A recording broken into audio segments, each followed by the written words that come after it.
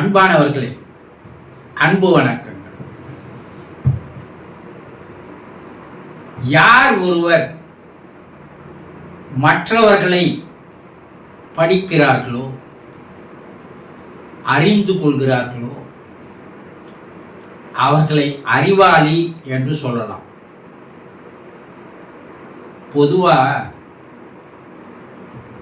நாம் எதை படிக்கிறோம்?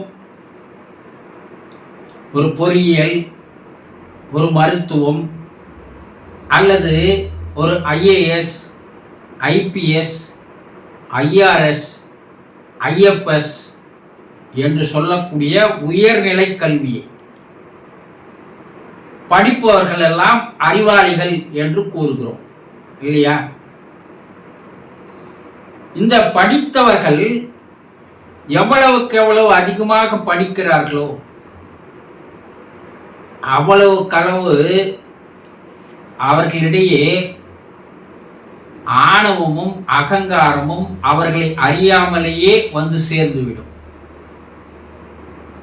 யார் தெரியுமா? IAS பாஸ் பண்ணவன். உங்களுக்கு என்ன தெரியும்? எனக்கு தெரிந்தது உங்களுக்கு தெரியாது என்று பேசுபவர்களை பார்க்கிறோம், இல்லையா? இந்த படிப்புகள் எல்லாம் இறைவனை பற்றியோ, ஆண்டவனை பற்றியோ, தெய்வத்தை பற்றியோ, கடவுளை பற்றியோ, பரம்பொருளை பற்றியோ, பரமபிதாவை பற்றியோ அறிந்து கொள்வதற்கு, உணர்ந்து கொள்வதற்கு பயன்படுமா என்றால் நிச்சயமா பயன்படாது.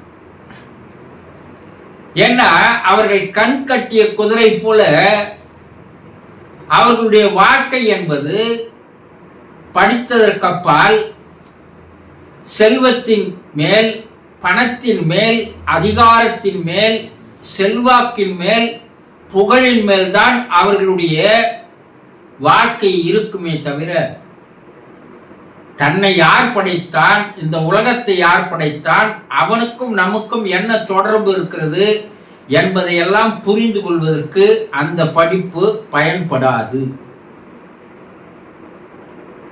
யார் ஒருவன் தன்னைத்தானே படிக்கிறானோ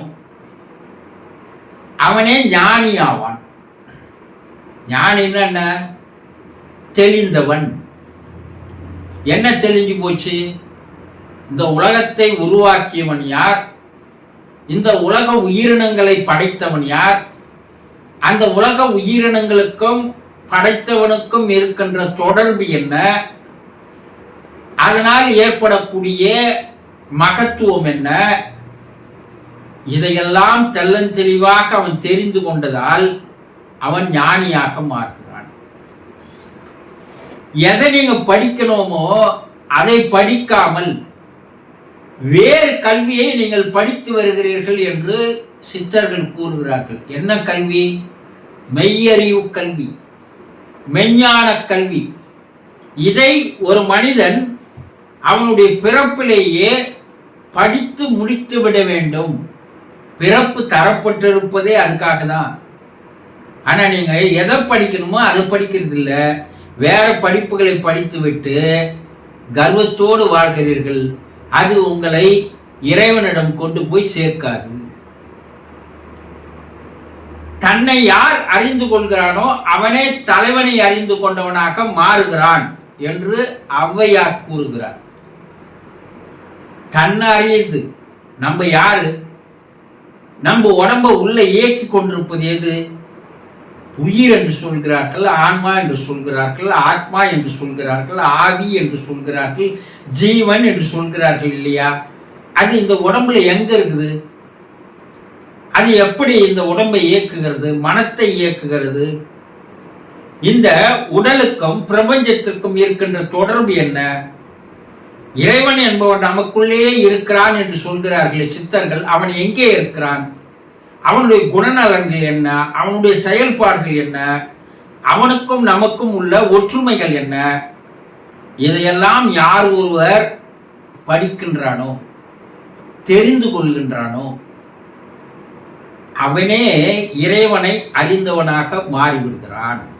அவனே ஞானியாக மாறுகிறான்.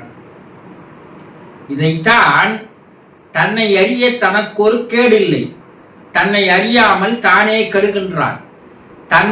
தன் அறிவை அறிந்த பின் தன்னையே அர்ச்சிக்க தான் இருந்தானே என்று சொல்கிறார்கள். உனக்குள்ள இருக்கிறத நீ தெரிஞ்சுக்கணும்னா உனக்குள்ள இருக்கிறது தான் நீ வணங்குவியே தவிர வெளியே எங்கேயும் போய் எதையும் வணங்க மாட்டேன். ஏன்னா வணங்க வேண்டியவன் உனக்குள்ளேயே இருக்கிறான்.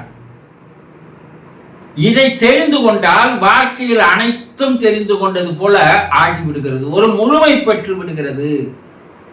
இதற்கு ஞான கல்வி, மெய் அறிவு கல்வி, மெஞ்ஞான கல்வி, பிரபஞ்ச கல்வி, ஆன்மீக கல்வி, இதைத்தான் ஒரு மனிதன் படிக்க வேண்டுமே, தெரிந்து கொள்ள வேண்டுமே தவிர வேறு படிப்புகள் எல்லாம் இறைவனை அறிந்து கொள்வதற்கு உதவி செய்யாது. ஆக மனிதர்களை படிப்பது கூட அறிவாளியாகத்தான் மாற முடியும். புத்தகங்களை படிப்பவனும் அறிவாளியாகத்தான் மாற முடியும். தன்னை எவன் படிக்கிறானோ அவனே ஞானியாக மாற முடியும். நீங்கள் ஞானியாக மாறப்போகிறீர்களா இல்லையா? நீங்களே முடிவு செய்து கொள்ளுங்கள். சந்தோஷம்.